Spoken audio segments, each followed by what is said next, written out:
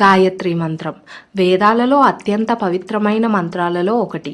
ఇది మన ఆత్మను, మనసును, బుద్ధిని ప్రకాశవంతం చేసే శక్తివంతమైన దైవ మంత్రం.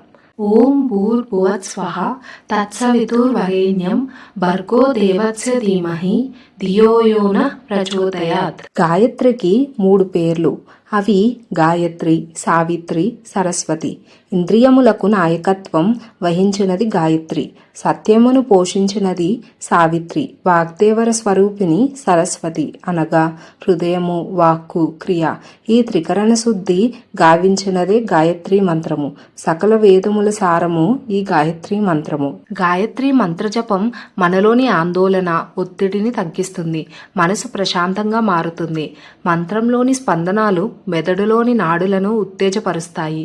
దాంతో ఏకాగ్రత, గుర్తుంచుకునే శక్తి పెరుగుతుంది.